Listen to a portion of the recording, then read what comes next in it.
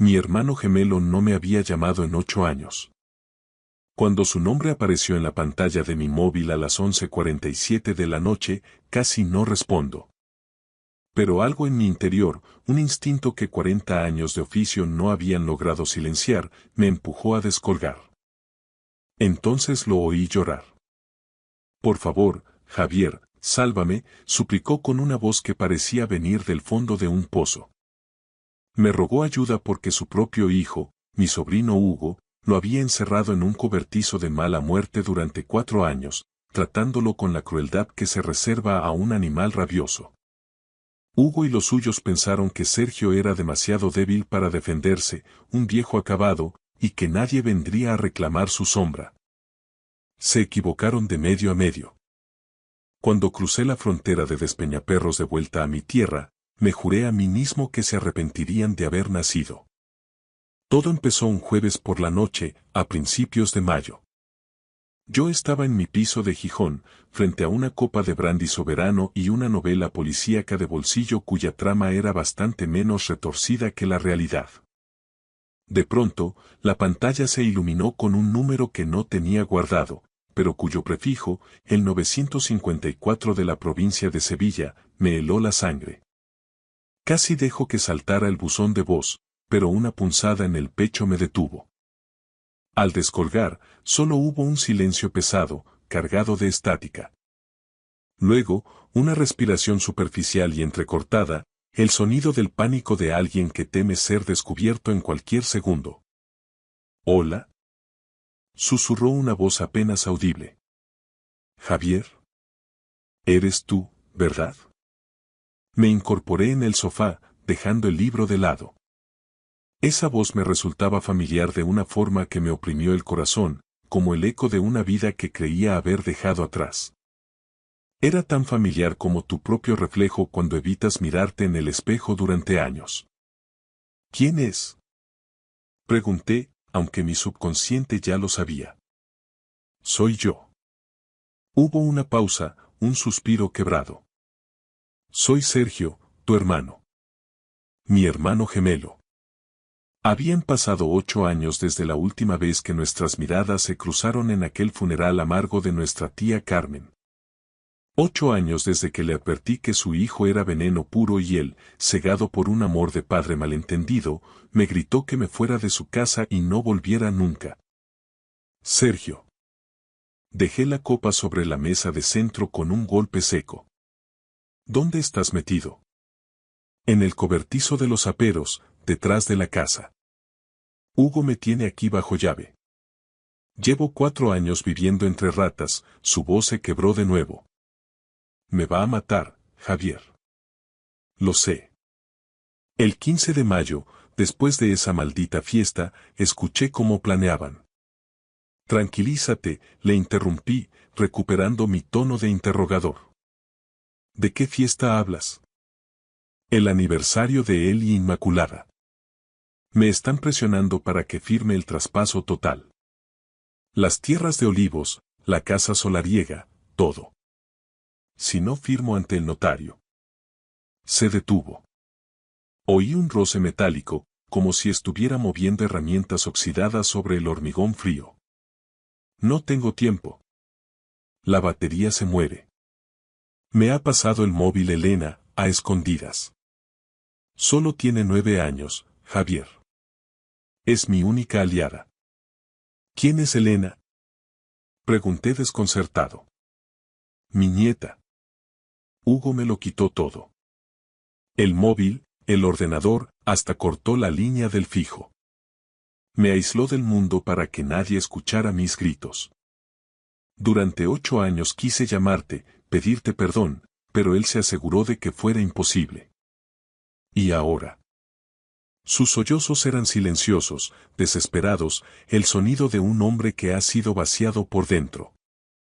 Me puse en pie de un salto. El brandy se olvidó y el libro quedó abandonado en la alfombra. Escúchame bien, Sergio, dije con la voz firme, esa que usaba en la comisaría cuando todo se iba al traste. No firmes absolutamente nada. ¿Me oyes? Ni una sola cruz. No importa lo que ese animal te haga. Me va a destrozar, Javier. Lo sé, pero ya estoy de camino. ¿Puedes aguantar 48 horas? No sé si mis fuerzas. Sí, puedes. Escucha. Hay una gasolinera Cepsa en la A4, en la salida 247. ¿La conoces de cuando íbamos a Madrid, te acuerdas? Sí. Creo que sí, respondió tras un silencio eterno. A las 4:30 de la mañana, el 6 de mayo. Pasado mañana. Encuéntrame allí. Tienes que salir de esa caja. No sé cómo burlar el cierre. Busca la forma. Si has podido llamarme hoy, puedes salir de ahí. ¿Cómo lo has hecho esta noche? Hugo bebió más de la cuenta y olvidó echar el pestillo electrónico. Estaba borracho como un cuero. Pues aprovecha su vicio. A las 4:30. Salida 247. Estaré allí con el motor en marcha. Javier. Tengo miedo. Mucho miedo. Cerré los ojos con fuerza. Teníamos 64 años, la piel curtida y el pelo gris, pero mi hermano sonaba como aquel niño que se escondía detrás de mi espalda cuando los perros de los vecinos nos acosaban en el pueblo. Siempre fui su escudo, y al parecer, el destino me llamaba a hacerlo una última vez. Lo sé, le aseguré. Pero no voy a dejar que ese mal nacido termine con nosotros. ¿Me oyes? No dejaré que te hunda. Ha pasado tanto tiempo. Después de lo que te dije, no pensé que vendrías. Eres mi hermano gemelo, Sergio. Compartimos la misma sangre y el mismo rostro. Eso no hay odio que lo borre. Tras un breve silencio, su voz volvió, más suave, casi como un secreto. Tía Carmen murió. ¿Llegaste a saberlo? Lo sé. Estuve allí, en Sevilla. En la última fila de la iglesia, para no causar problemas. Me largué antes de que empezara el pésame para no tener que partirle la cara a tu hijo. Siento que no pudieras acercarte. Tenías razón con Hugo. Me ha destruido la vida. Lo arreglaremos, te lo prometo. Hay mucho en juego, hermano. Esas tierras valen una fortuna, 6 millones de euros con el nuevo trazado de la autovía, y ese buitre lo sabe. De pronto, un ruido metálico y unos pasos pesados resonaron al otro lado de la línea. La respiración de Sergio se cortó en seco. Javier, es él. Viene hacia aquí. Cuelga ya. Salida 247, a las 4:30. No me falles. No lo haré. Yo. La llamada se perdió. Me quedé en medio del salón, con el teléfono mudo y la mirada perdida en la oscuridad de la costa asturiana. Fuera, el Cantábrico golpeaba con fuerza contra el muro del paseo, un rugido que acompañaba el temblor de mis manos. 8 años de silencio rotos por un grito de socorro. 8 años desde que me alejé porque me dolía ver cómo se cavaba su propia fosa. 8 años desde que le advertí que Hugo era un sociópata en potencia. Y ahora, el muy canalla lo tenía viviendo como un perro en su propia finca. Lo había aislado de tal forma que solo la valentía de una niña de 9 años había permitido abrir una grieta en su prisión. Miré el reloj de pared. Las 11:51. Tenía poco más de 24 horas para cruzar España de punta a punta, casi 800 kilómetros de asfalto hasta el corazón de Andalucía. Si no paraba ni para mear, llegaría a tiempo. Entré en el dormitorio y saqué del fondo del armario la bolsa de deporte táctica que esperaba allí como un animal dormido. 40 años de placa y servicios privados me habían enseñado que la jubilación es solo una palabra para los que no tienen enemigos. Yo no había terminado mi trabajo. Abrí la cremallera. Allí estaba mi equipo de jubilado. Una cámara de botón de alta resolución, una grabadora digital, un estuche de ganzúas que nunca me falló, varias memorias USB y mi vieja reglamentaria, aceitada y lista para el combate. También un sobre con 10.000 euros en metálico. En este país, el dinero en efectivo abre más puertas que las órdenes judiciales. Rescaté una carpeta con documentos viejos y nuestras partidas de nacimiento. Sergio y Javier Muñoz, nacidos en Sevilla en 1961 con solo 11 minutos de diferencia. Observé una foto amarillenta de cuando teníamos 7 años. Éramos calcos exactos, salvo por la pequeña cicatriz en mi ceja izquierda, recuerdo de una pedrada en el recreo. Sergio ponía la paz, yo ponía los puños. Ese era nuestro pacto de sangre. A las 11:58 ya estaba en el garaje. Antes de arrancar, recordé las últimas palabras de mi hermano. Tenías razón. Ya no importaba quién tenía la razón. Él me había llamado y yo ya estaba rugiendo por la carretera hacia el sur. La ruta de la Plata me esperaba, oscura y eterna. Sacaría a Sergio de ese infierno y, después, le daría a Hugo la lección que su padre nunca se atrevió a darle. Conducir por la 66, la mítica autovía de la Ruta de la Plata, es como atravesar un túnel de asfalto que no conduce a ninguna parte. El paisaje extremeño, con sus dehesas de encinas que parecen centinelas mudos, pasaba como una mancha negra a los lados de mi Land Rover. Tenía por delante cientos de kilómetros para rumiar mis demonios, y ninguno era precisamente una compañía grata. Sergio y yo siempre fuimos las dos caras de una misma moneda de peseta, destinadas a no mirarse nunca. Él era el alma sensible, el bueno que se quedó en el pueblo, entre el polvo de los caminos y el aroma del aceite, para cuidar de los olivos de la familia y de nuestra madre hasta que la tierra se la tragó. Yo era el verso suelto, el que no encajaba en la vida lenta del sur. Me largué a la Academia de Policía en Ávila, con el uniforme planchado y el hambre de asfalto, y terminé montando mi propia agencia de investigación en Gijón, entre la lluvia y el salitre. Nos distanciamos definitivamente cuando su mujer falleció. Sergio, roto por el luto, se volcó en Hugo, su único hijo, con una devoción ciega que rozaba lo patológico.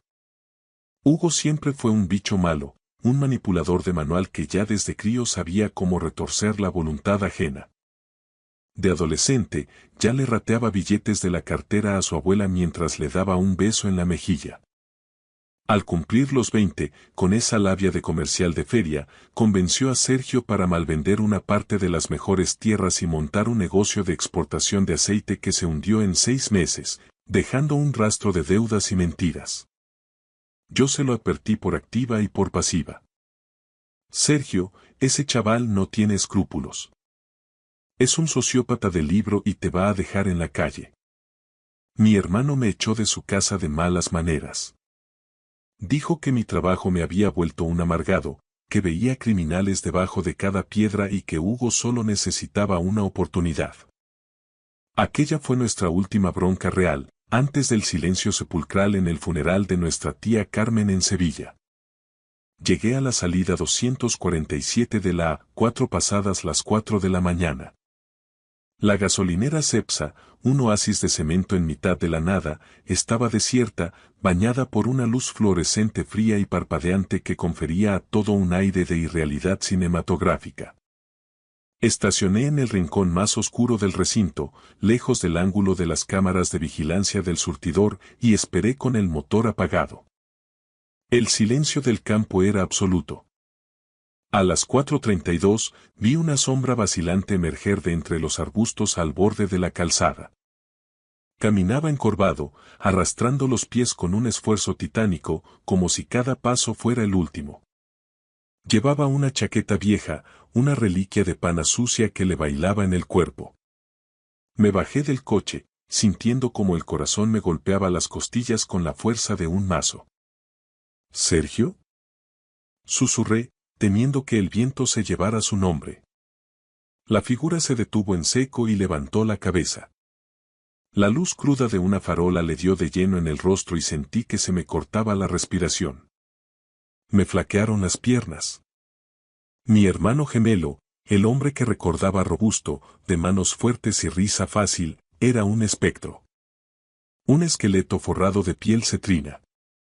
Tenía las mejillas hundidas, el pelo gris enmarañado como un nido de pájaros y una barba descuidada que le tapaba media cara. Sus ojos, antes claros, estaban hundidos en cuencas negras, habitados por un terror animal, una mirada de perro apaleado que nunca pensé ver en alguien de mi propia sangre. Javier. Su voz no fue más que un hilo quebrado. ¿Has venido de verdad? Lo sujeté justo antes de que se desplomara contra el asfalto. No pesaba nada, era poco más que un fajo de huesos y ropa vieja. Lo ayudé a subir al asiento del copiloto y puse la calefacción al máximo, a pesar de que la noche andaluza era suave. Temblaba como si estuviera en mitad de una ventisca en el Pajares. Tranquilo, Sergio. Ya se ha acabado. ¿Estás conmigo?, le dije, pasándole con cuidado una botella de agua y un bocadillo de jamón que había comprado por el camino. Bebió el agua con una avidez angustiante, como si el líquido fuera un milagro. Luego, entre bocado y bocado, empezó a soltar una historia que me revolvió las entrañas. Hugo y su mujer, Inmaculada, esa mosquita muerta que resultó ser un hacha, lo habían confinado en el antiguo almacén de herramientas, un cobertizo de chapa que era un horno en verano y una nevera en invierno. Lo alimentaban con sobras, una vez al día, como si fuera ganado. Lo obligaban a hacer sus necesidades en un cubo de plástico. Le repetían a diario que nadie lo buscaba, que yo lo despreciaba por nuestra última pelea y que en el pueblo todos creían que se había retirado a una residencia de lujo en la Costa del Sol. Querían las tierras, Javier, balbuceó Sergio, con los dientes castañando contra el cuello de la botella. El nuevo Plan General de Ordenación Urbana. Van a recalificar la zona por la autovía y eso vale millones de euros. Hugo falsificó un poder notarial, el muy imbécil, pero en la sucursal de la Caja de Ahorros empezaron a olerse la tostada. Ahora necesitan que el dueño legítimo, que soy yo, aparezca en persona el día 15 para estampar la firma definitiva. ¿Y Inmaculada?, pregunté, apretando el volante con una rabia que me hacía doler los nudillos. Ella es el cerebro, Javier. Es la que le susurra al oído. Dice que soy un estorbo, una boca innecesaria, que mi tiempo ya pasó. Miré a mi hermano de reojo. Éramos idénticos, o lo habíamos sido hasta que la crueldad de su hijo lo desfiguró. Pero bajo la mugre y el hambre, la estructura ósea era la misma. Con un buen corte de pelo, un afeitado a conciencia y algo de maquillaje profesional para disimular el rastro de la cautividad, nadie en el pueblo, y mucho menos un notario que apenas lo veía de Pascuas a Ramos, notaría el cambiazo. Especialmente si ese Sergio parecía haber recobrado de golpe la energía. Escúchame bien, hermano, le dije con un tono gélido. No vamos a ir a la Guardia Civil. Todavía no.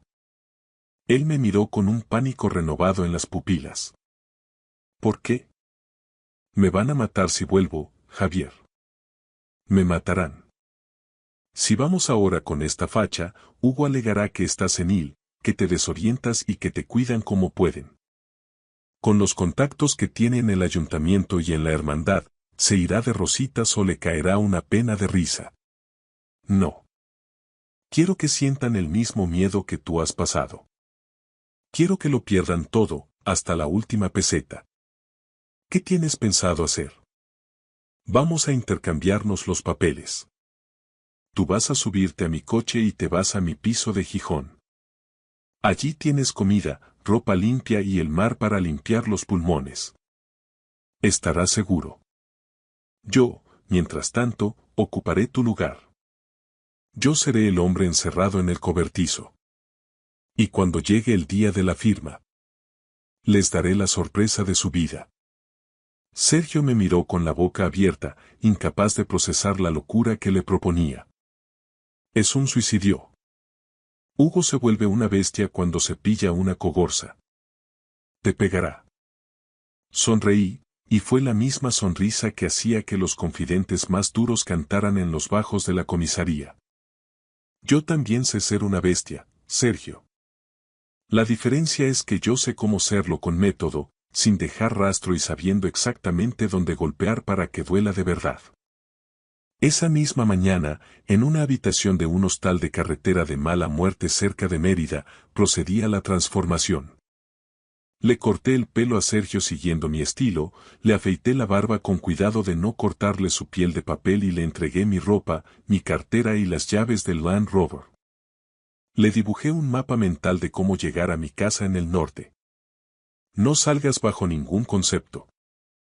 No cojas el teléfono. No existes hasta que yo te llame, le advertí con severidad. Volveré a por ti en 10 días. Prometido. Luego, me coloqué frente al espejo. Me puse sus harapos malolientes y raídos. Me despeiné el cabello, usé ceniza de un cenicero para simular las ojeras de meses de insomnio y ensayé esa postura claudicante, los hombros caídos de quien ha perdido la esperanza. Al otro lado del cristal ya no estaba Javier Muñoz, el detective retirado. Estaba Sergio, la víctima propiciatoria. Es hora de volver a casa y ajustar las cuentas, hermano, dije, mientras sentía el frío del acero de mi Glock contra la espalda, oculta bajo la camisa vieja. Regresar a la finca familiar, en el corazón de la comarca olivarera, fue como profanar un mausoleo que aún se negaba a morir. La fachada de la casa de la calle de los Olivos, que en tiempos de mi abuelo lucía un encalado impecable y flores frescas, era ahora el retrato de la decadencia. El jardín estaba invadido por la maleza, las persianas colgaban torcidas como párpados heridos y el porche, donde Sergio y yo jugábamos de niños, estaba sembrado de latas de cerveza vacías y colillas. Entré sin llamar, arrastrando los pies y hundiendo la cabeza entre los hombros. El aire en el interior era irrespirable, una mezcla de tabaco rancio, fritanga y el olor metálico de la desidia. En el salón, una televisión de plasma gigante, segaramente comprada con la pensión de mi hermano, escupía programas de cotilleo a un volumen ensordecedor. Vi las fotos de nuestra infancia en las paredes, pero ahora parecían trofeos de guerra en manos de una fuerza de ocupación. ¿Dónde diablos te habías metido, viejo? La voz de Hugo tronó desde la cocina, cargada de una agresividad gratuita. Apareció con su 1,80 m y sus 100 kilos de pura arrogancia, con la camiseta manchada de sudor y la cara encendida por el alcohol temprano. Hugo ya no era aquel sobrino difícil que recordaba, era un depredador doméstico, un matón de vía estrecha que se sentía rey en su pequeño reino de miseria. Caminando. Necesitaba aire, respondí con una voz rota y áspera, imitando a la perfección el tono de derrota de Sergio. ¿Caminando? Se burló Inmaculada, su mujer, asomando la cabeza con sus uñas de gel rojo sangre y una mirada que destilaba un asco infinito. Huele a rayos, Hugo. Échalo de aquí, no dejes que ensucie el sofá, que es nuevo. Hugo me agarró del brazo con una fuerza bruta que buscaba humillar más que sujetar.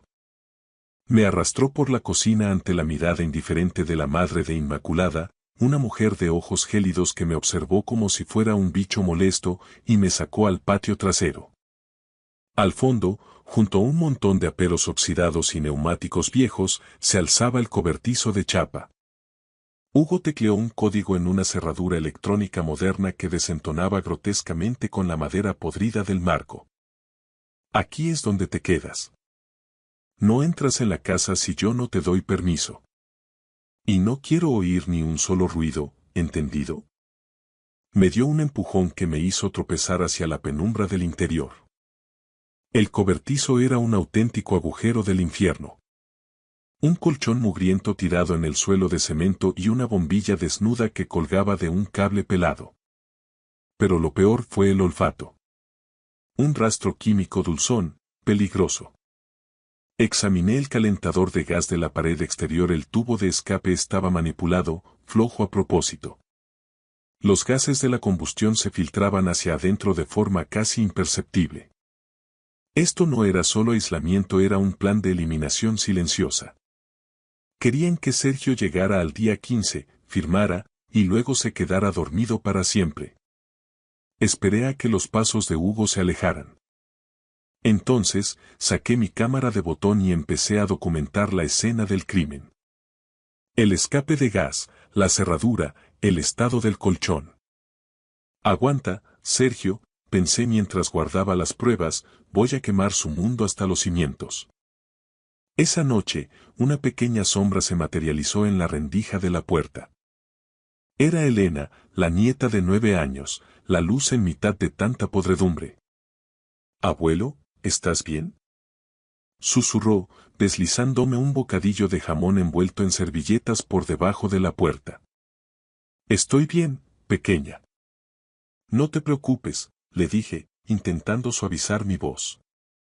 Se quedó en silencio, observándome a través de la rejilla.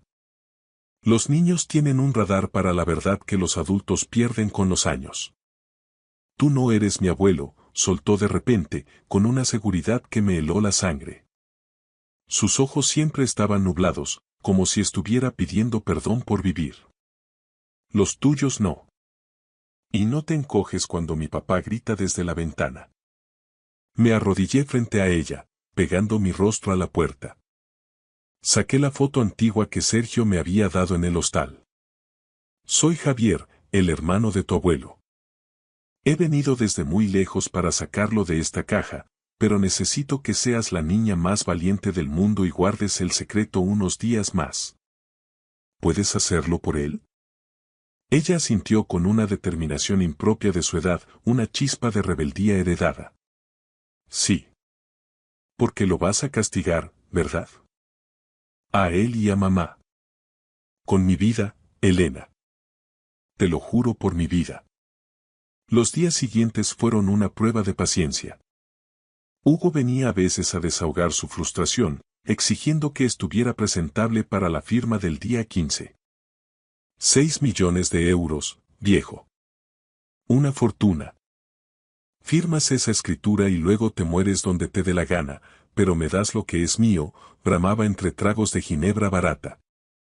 Lo que él no sospechaba era que cada una de sus amenazas, cada detalle de cómo había falsificado los poderes y cómo planeaba repartirse el botín con Inmaculada, estaba siendo captado por mis micrófonos ocultos y enviado, vía satélite, a un antiguo contacto de confianza en la comandancia de la Guardia Civil. El lazo se estaba cerrando, y Hugo mismo estaba apretando el nudo.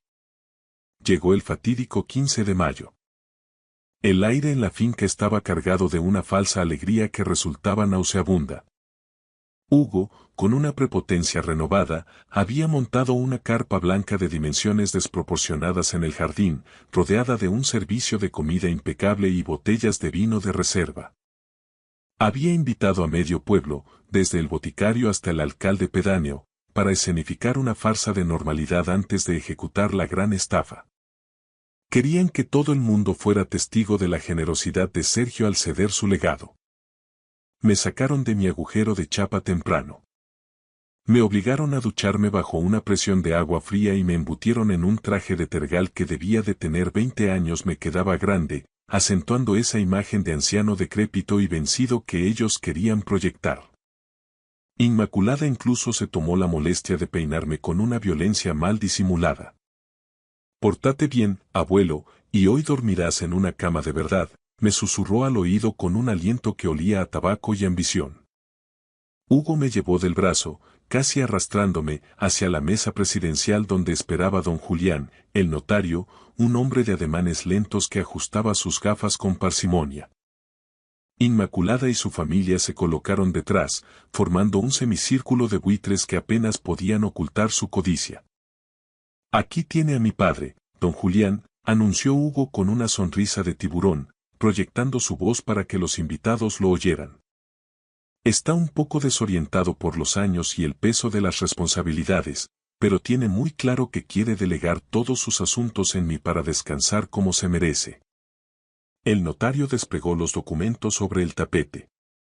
Era el acta de traspaso total de las tierras de Olivos y la propiedad de la casa solariega. 6 millones de euros que cambiaban de manos por un simple trazo de tinta. Hugo me puso un bolígrafo de plata en la mano, apretando mis dedos con una advertencia silenciosa.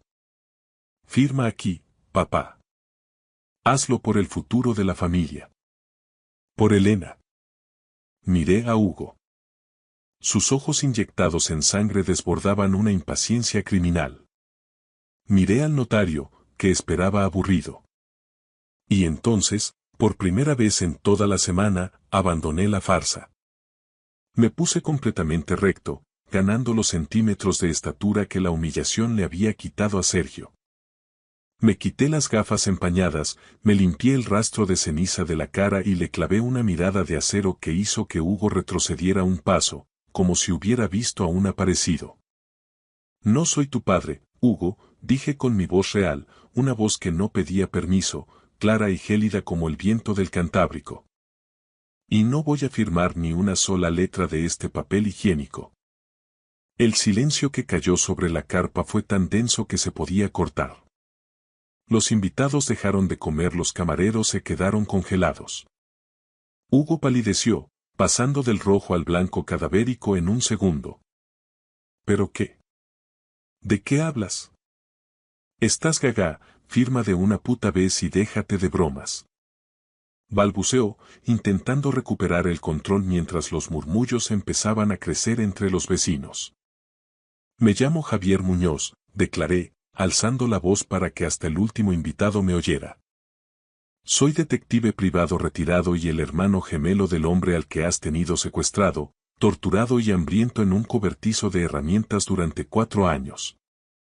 En ese preciso instante, el estruendo de las sirenas de la Guardia Civil rompió la puesta de sol. 4 patrullas entraron a toda velocidad por el camino de entrada, levantando una nube de polvo que invadió la carpa.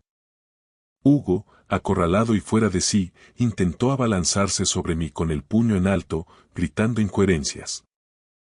Pero yo no era el anciano frágil que él creía haber doblegado.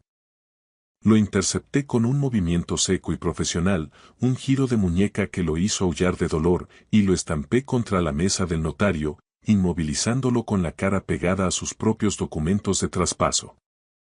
Los agentes de la policía judicial entraron en la carpa con las armas en la mano. Todo está grabado, Hugo, le susurré al oído, mientras sentía cómo sus músculos temblaban bajo mi presión. La manipulación del gas, la cerradura electrónica, tus amenazas de muerte y cada uno de tus planes para eliminar a tu padre. Se acabó el juego de los olivos. Inmaculada intentó escapar por la parte trasera de la carpa, pero 2 agentes le cortaron el paso.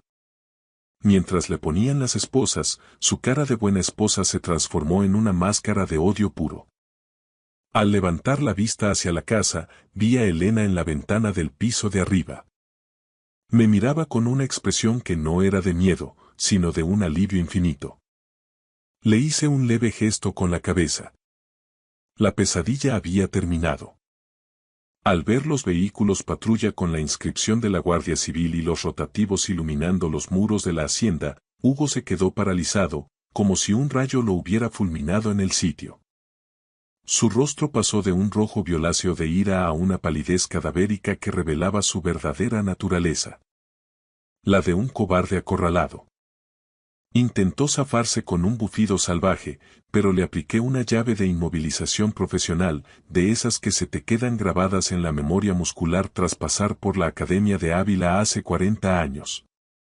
El notario, don Julián, se levantó de un salto, aterrorizado, volcando su silla de madera tallada mientras los documentos del traspaso, aquellos papeles que pretendían robar 6 millones de euros, salieron volando por el césped, dispersándose como hojas secas de otoño bajo el viento andaluz. ¿No lo entendéis? Aullaba Hugo mientras los agentes de la policía judicial le apretaban las esposas hasta que el metal crujió. Es un viejo decrépito. No rige bien, está senil. Esta es mi casa por derecho. Es mi tierra y mi herencia. Ya no, Hugo, sentencié, hincando la rodilla en su espalda para que sintiera el peso de su propia infamia mientras lo miraba directamente a las pupilas.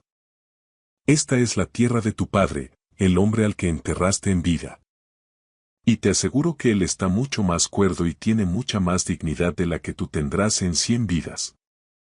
Inmaculada, viendo que el barco se hundía, intentó escabullirse hacia la entrada trasera de la casa con paso felino, pero una joven agente de la Benemérita le cortó el paso con una autoridad gélida. Señora, usted también tendrá que acompañarnos a la comandancia, le soltó la agente mientras le sujetaba los brazos. Tenemos grabaciones muy nítidas de sus conversaciones sobre cómo acelerar el deceso de su suegro manipulando el calentador de gas. Eso en el Código Penal se llama tentativa de homicidio. La madre de Inmaculada, esa cómplice silenciosa que siempre miraba hacia otro lado, empezó a lamentarse a gritos, invocando a los santos y fingiendo una inocencia angelical. Pero yo sabía que mis micrófonos ocultos, instalados estratégicamente, habían registrado veneno suficiente para enviar a toda esa estirpe de buitres a la cárcel de Sevilla y por una temporada muy larga.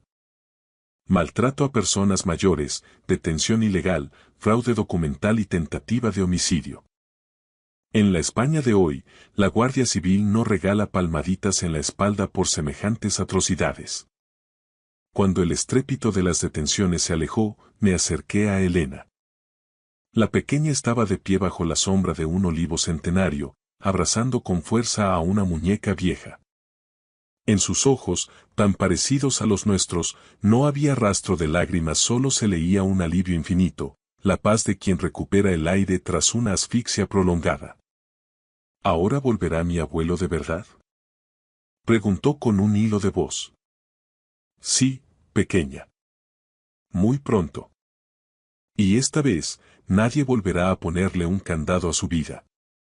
3 días después, cumplí mi promesa y traje a Sergio de vuelta a su hogar. En esos 10 días de exilio en el norte, la metamorfosis había sido casi milagrosa. La comida de verdad, el aire puro y salitroso de Cantabria, y sobre todo, la certeza de que las rejas de chapa habían desaparecido, obraron milagros en su espíritu. Entró en sus dominios caminando erguido, no como un prisionero que regresa al lugar de su suplicio, sino como el legítimo dueño de cada palmo de tierra. Aquel atardecer, nos sentamos juntos en el porche, contemplando los olivares que ahora le pertenecían solo a él y a su nieta. Sergio dio un sorbo a su café, el primero que disfrutaba con verdadera calma en 4 años. ¿Sabes, Javier?, dijo, mirando el horizonte donde el sol teñía de oro los olivos, llegué a pensar que mis huesos se pudrirían en esa caja de hierro. Pensé que nuestro apellido, Muñoz, se extinguiría cubierto de esa deshonra. El apellido no es solo una cuestión de sangre o de heredar una finca, Sergio. El apellido son los actos, la lealtad y el coraje para decir basta. Tú sobreviviste a un infierno. Yo solo vine a recordarle al mundo quiénes somos los Muñoz. Sergio tomó la decisión inteligente de vender la mayor parte de las tierras para el proyecto de la autovía, asegurando su futuro y el de Elena para 3 generaciones. Se quedó con la casa familiar y un pequeño olivar de producción artesanal, lo justo para mantenerse activo y en paz.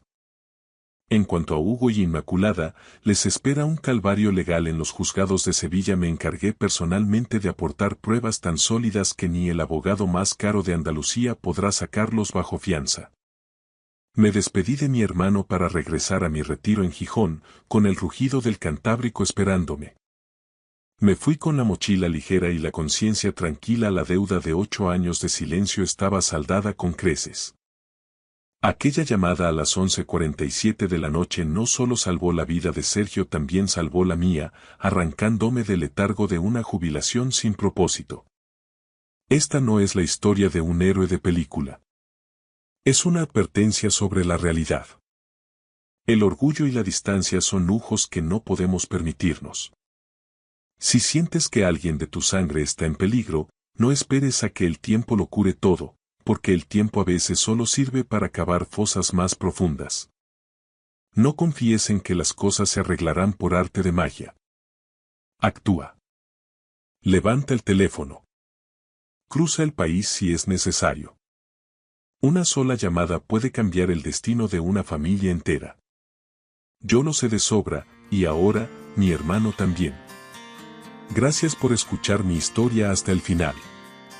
Si resonó contigo, dale like, escribe en los comentarios qué fue lo que más te tocó y no olvides decir de dónde eres. Suscríbete al canal, vienen muchas más historias.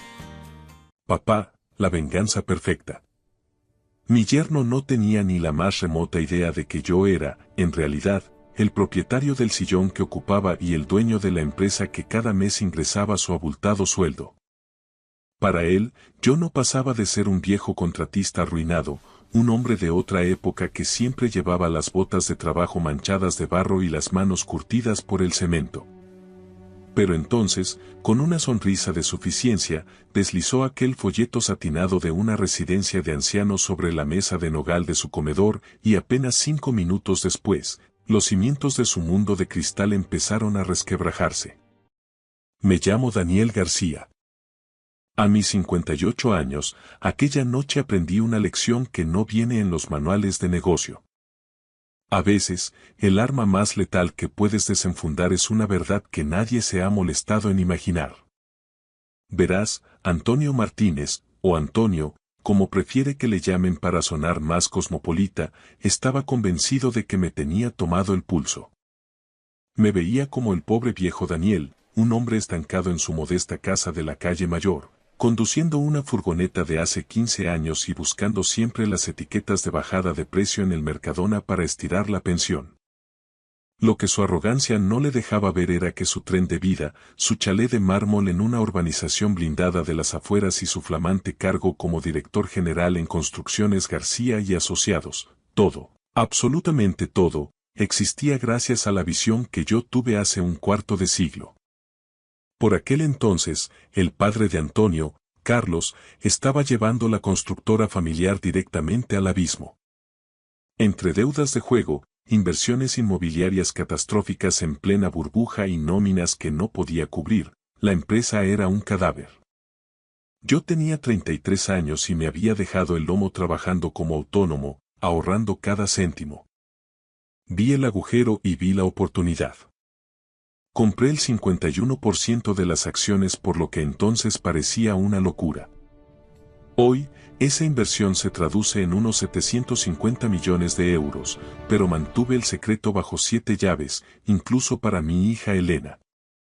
Mi difunta Carmen y yo decidimos que Elena debía labrarse su propio camino, aprendiendo el valor del esfuerzo sin la sombra de la fortuna de papá. Quizás nos pasamos de frenada, porque Elena acabó entregando su vida a Antonio, ignorando por completo que su pobre padre era el accionista mayoritario de la empresa de su marido. Todo estalló hace unos días. Estaba en el garaje, con los brazos hasta los codos de grasa trasteando con un motor, cuando sonó el móvil. Era Elena. Su voz sonaba tensa, como si estuviera leyendo un guión mal ensayado. Papá, Antonio quiere que vengas a cenar el viernes, me soltó. Decía que quería tener un detalle familiar, invitar también a sus padres y cerrar filas. Yo sabía que eso era una mentira como una catedral. Los padres de Antonio, Carlos y Belén, siempre me habían mirado por encima del hombro.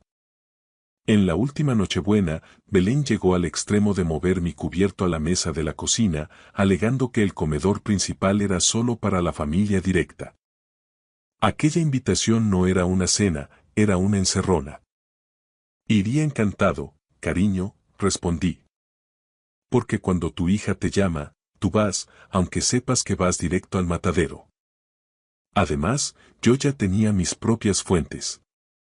En el sector de la construcción en España, todo se acaba sabiendo, es un pañuelo donde los rumores vuelan más rápido que el hormigón.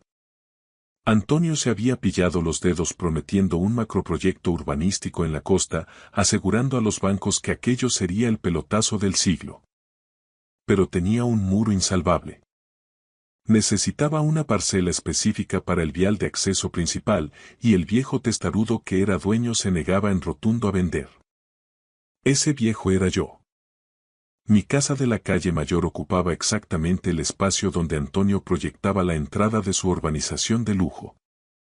Él maldecía a ese propietario anónimo en cada reunión de la junta, sin saber que lo tenía sentado a su mesa cada Navidad.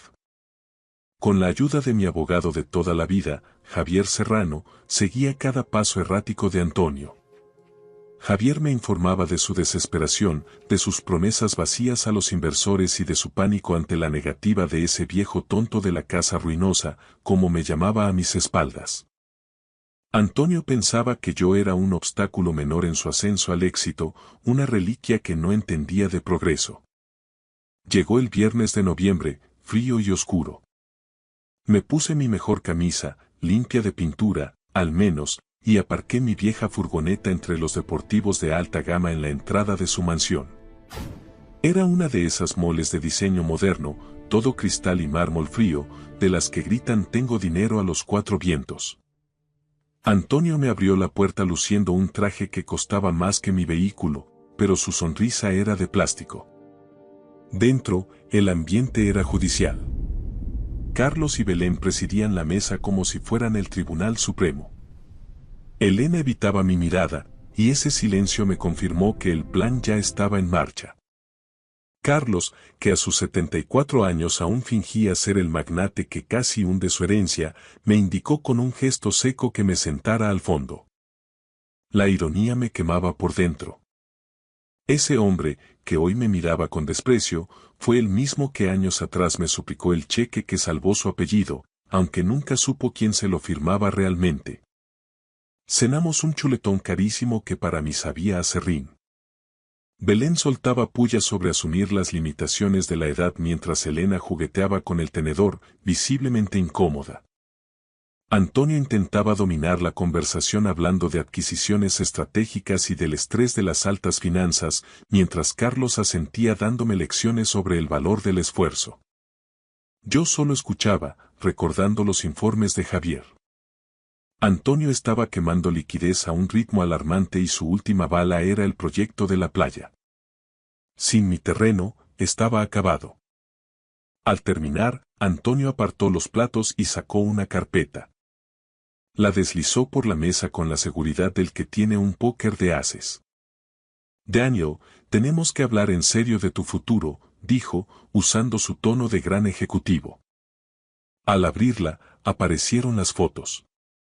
Savia Dorada, una residencia de ancianos con jardines perfectos y ancianos sonrientes jugando al dominó.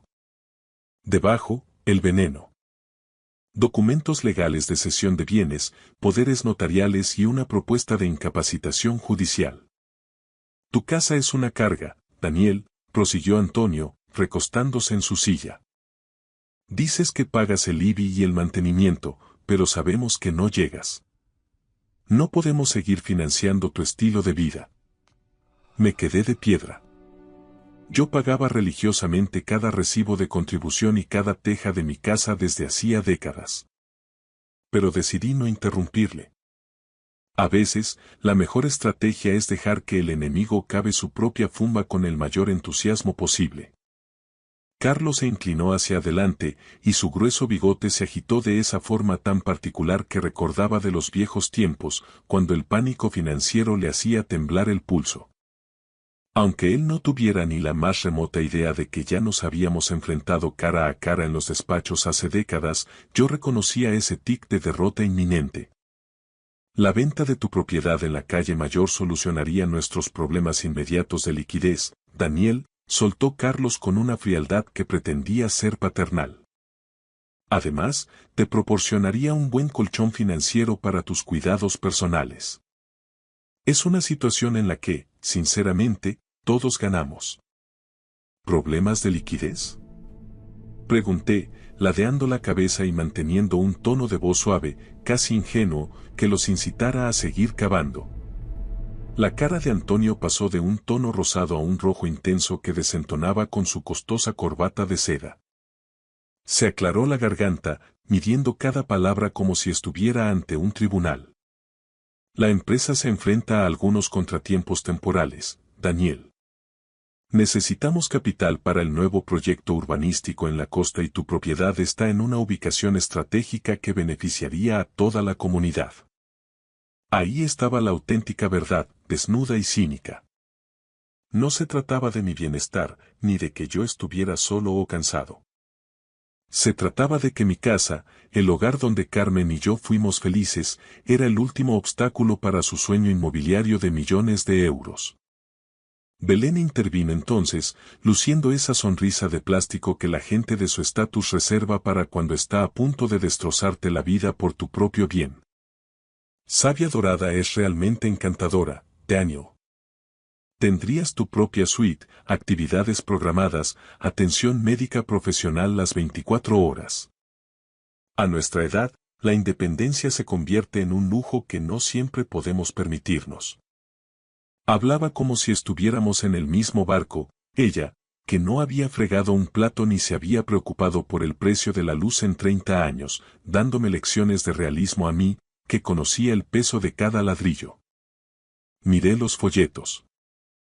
Fotos de ancianos con rebecas de punto, sonrisas ensayadas en zonas comunes y un personal joven empujando sillas de ruedas con una alegría sospechosa. Era el lugar donde la dignidad se marchita bajo un plan de pagos mensuales. ¿Y si no quiero vender?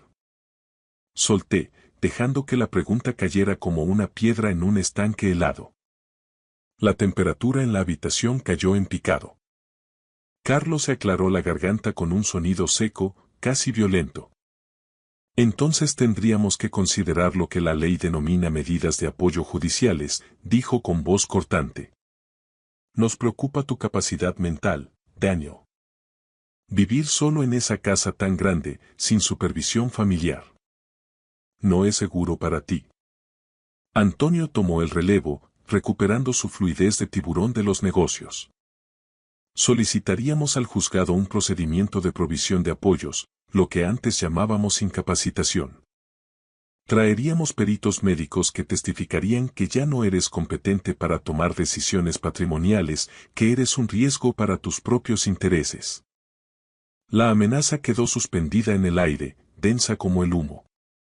Estaban dispuestos a encerrarme en una unidad de memoria y arrebatarme mis derechos civiles solo para allanar el vial de acceso a su promoción de lujo. Belén añadió, con una amabilidad que daba escalofríos, que el tribunal nombraría a un tutor para velar por mi seguridad. Elena finalmente habló. Su voz apenas era un susurro quebrado. Papá, de verdad es lo mejor. El barrio ya no es lo que era. Necesitamos el dinero de la venta para nuestro futuro. Para el futuro de la familia. Esa frase me golpeó más fuerte que cualquier amenaza judicial.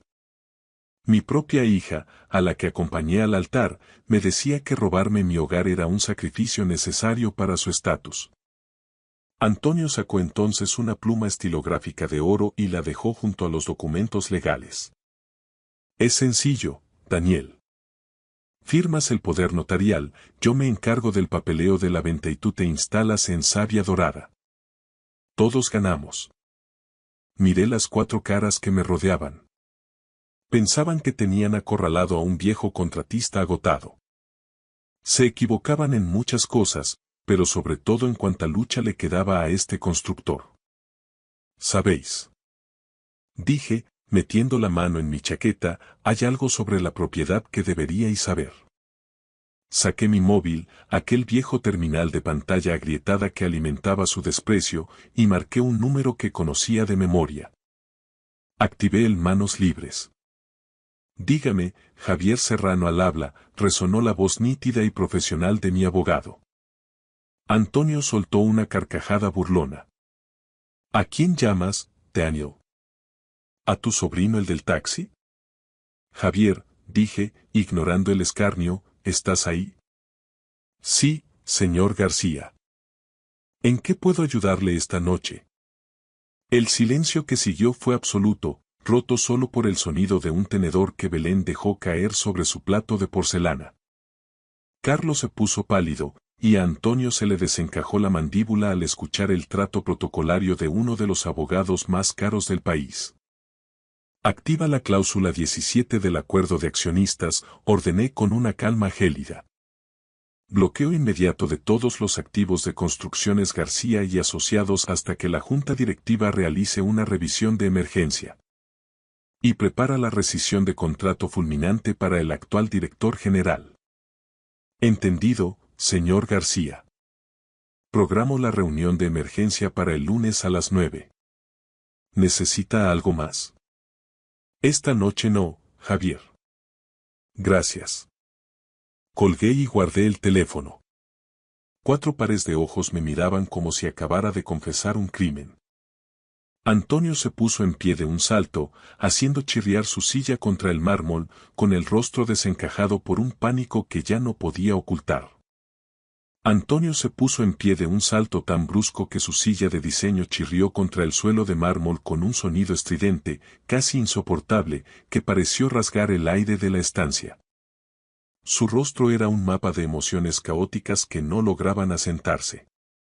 Una mezcla de confusión absoluta, incredulidad, pánico y, finalmente, un miedo animal, de ese que aparece cuando comprendes que el suelo ha desaparecido bajo tus pies. ¿García y Asociados? Balbuceó con la voz rota. Pero, ¿cómo sabes lo de la cláusula 17?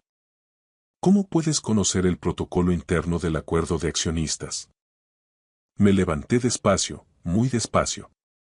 Sentí cada uno de mis 58 años en las articulaciones, pero también sentí una fuerza que no experimentaba desde mis tiempos de capataz a pie de obra. Me erguí frente a él, no como el suegro molesto, sino como el hombre que había levantado ese imperio con sus propias manos.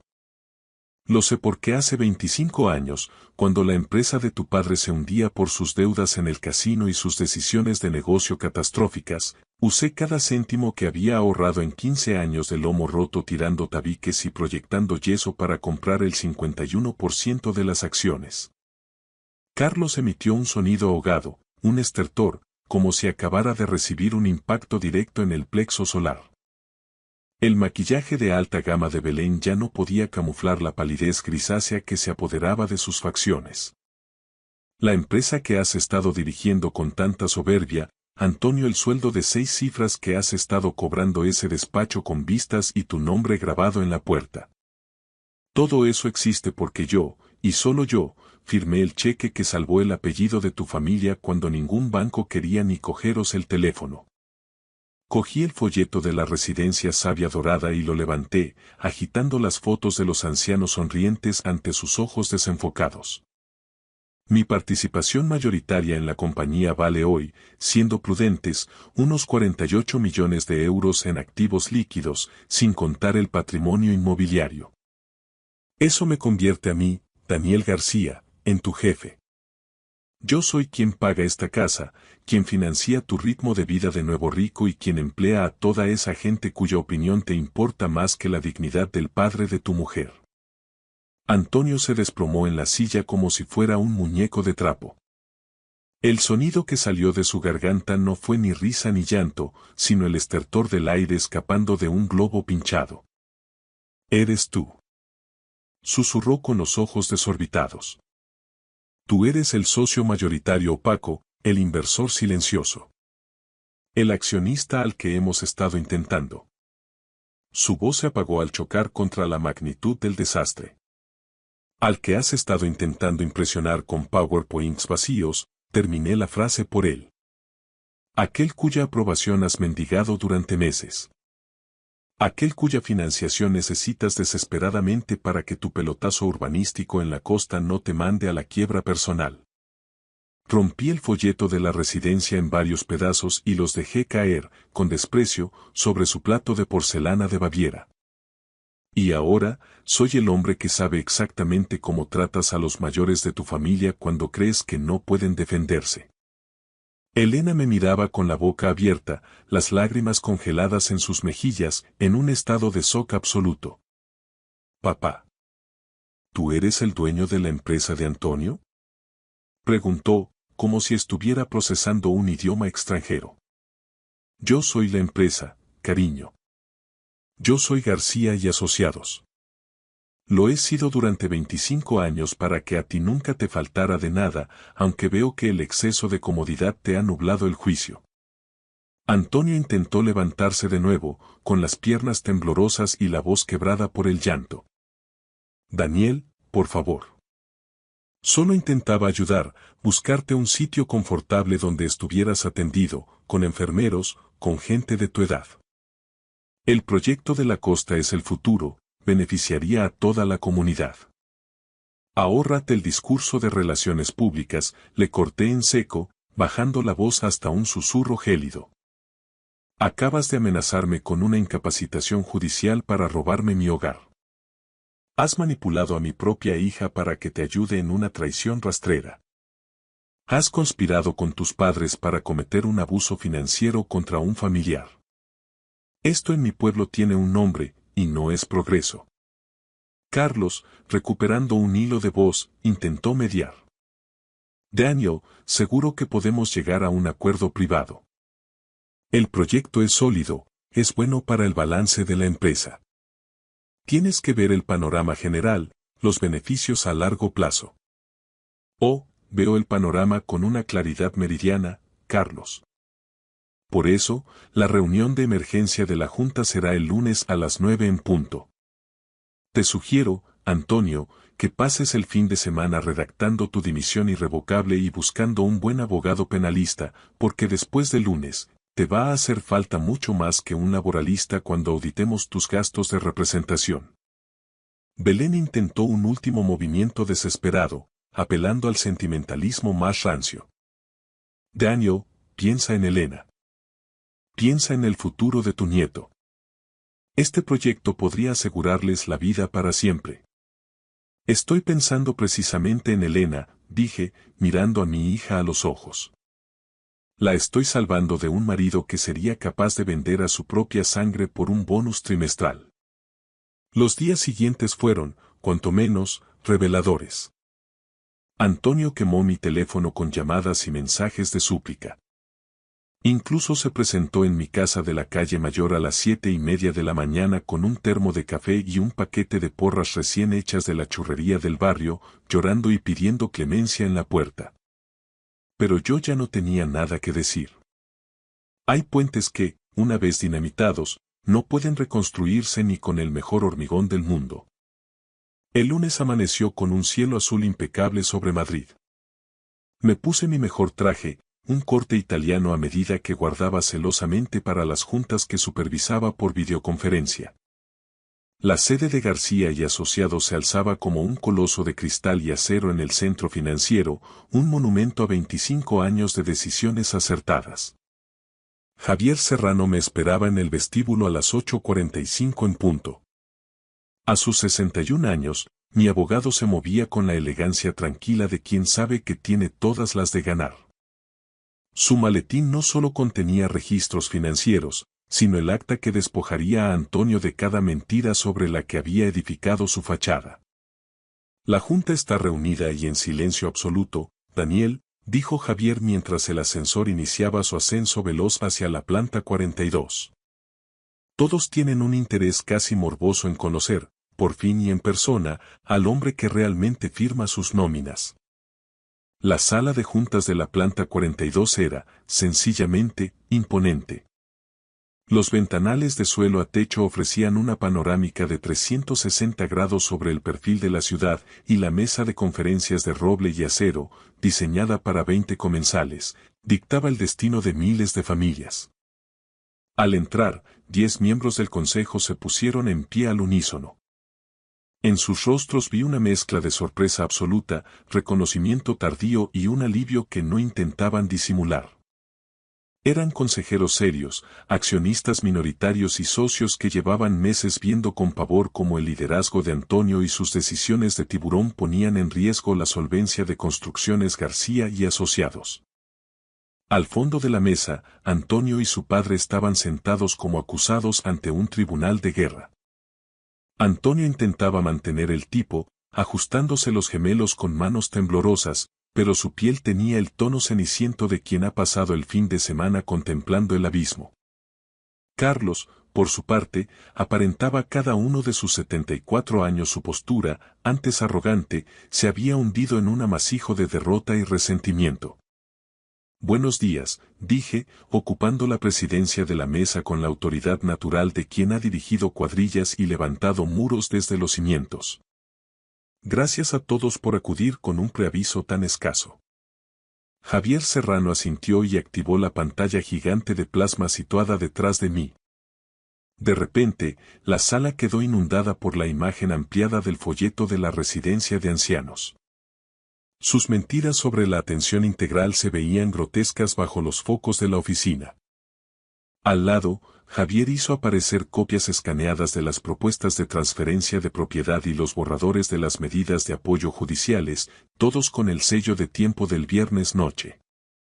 Señoras y señores, comencé, dejando que mi voz resonara con firmeza, el pasado viernes. Su actual director general y su familia intentaron estafar al accionista mayoritario de esta compañía mediante lo que legalmente se califica como abuso de una persona mayor, coacción y conspiración para la apropiación indebida de un patrimonio privado. El silencio que siguió fue de los que pesan en los oídos. Margarita Rodríguez y Miguel Torres, dos de los consejeros más antiguos, no ocultaron su repugnancia. Les expliqué punto por punto el desarrollo de la cena.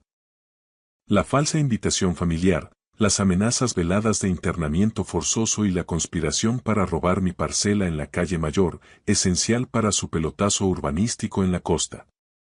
Javier pulsó un botón y los clips de audio que grabamos llenaron la sala. La voz de Antonio, distorsionada pero reconocible, retumbaba amenazando a un hombre mayor con el aislamiento total. Esto no fue una negociación comercial, sentencié, mirando a Antonio a los ojos. Fue una conspiración criminal para cometer un abuso financiero y patrimonial. Cuando el audio se detuvo, el silencio era sepulcral. Margarita Rodríguez fue la primera en reaccionar, golpeando levemente la mesa con la mano. Visto lo expuesto, y ante la gravedad ética y legal de estos hechos, propongo la destitución inmediata y por causa justificada de Antonio Martínez como director general, dijo con una voz que no admitía réplica. Secundado, añadió Miguel Torres de inmediato. ¿Votos a favor? Pregunté.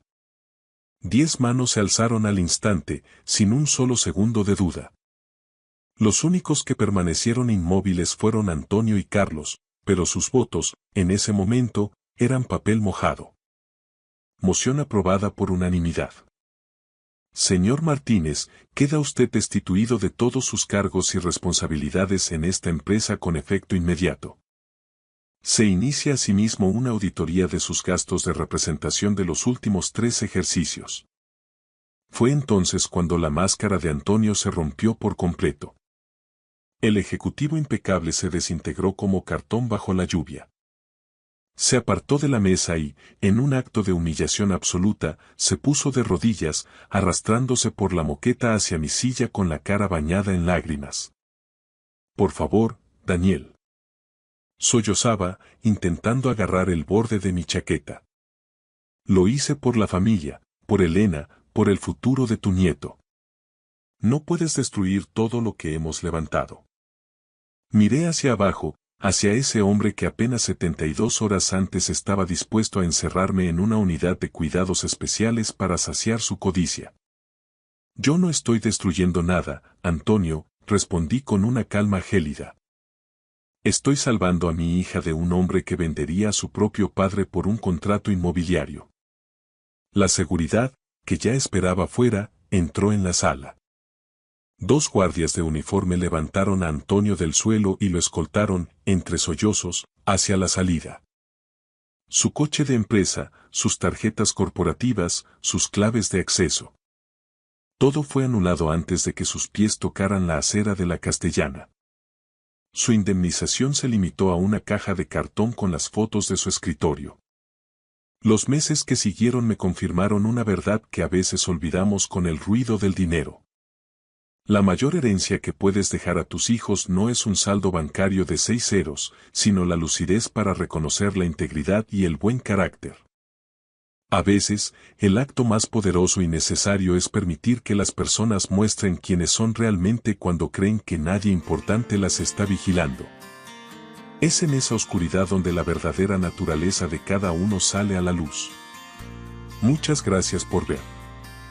Si les ha gustado la historia, denle a like, escriban un comentario y suscríbanse para no perderse la próxima historia.